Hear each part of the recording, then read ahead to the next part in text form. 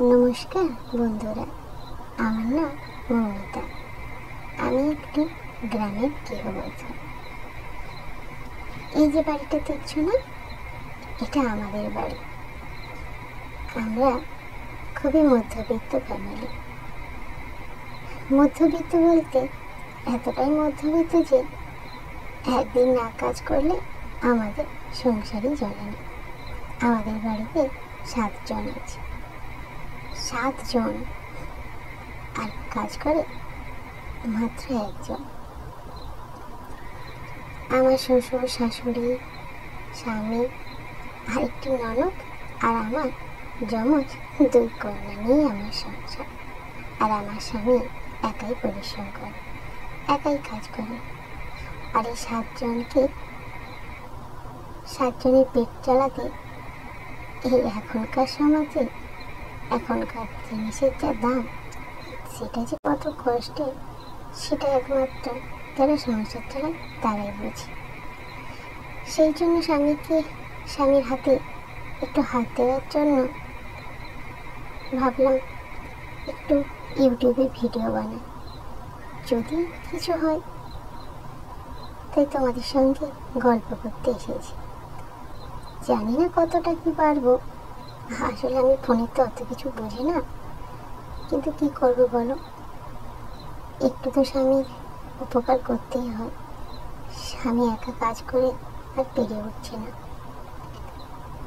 আর শ্বশুর সে কাজকর্ম করে না। আমাকেই কিছু একটা করতেই হবে, না হলে আর সংসার চালানো আমার স্বামীর পক্ষে সম্ভব হচ্ছে না। ভেতরে সারাদিন কাজকর্ম করে এসে আর ওর ভালো লাগে না, খুবই বিরক্তি হয়। আমি প্রথম ভিডিও বানাচ্ছি তো হয়তো আমার কথা অনেকটাই এলোমেলো হয়ে যাচ্ছে। তোমরা ছোট বোনটাকে পারলে ক্ষমা করে দিও। এই দেখো, এই আমার ছোট্ট একটি কুঁড়ে বাড়ি। আমার না, আমাদের বললেই চলে, কারণ এই সংসারে এখন আমার শ্বশুর শাশুড়ি সব কিছু, তাদের কথাতেই সব কিছু হয়। তাই আমার ভাষাটা এখন না বলাটাই চলে।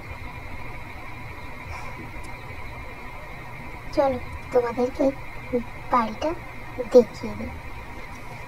এই দেখো, এই বাড়িটা ছোট্ট বাড়ি।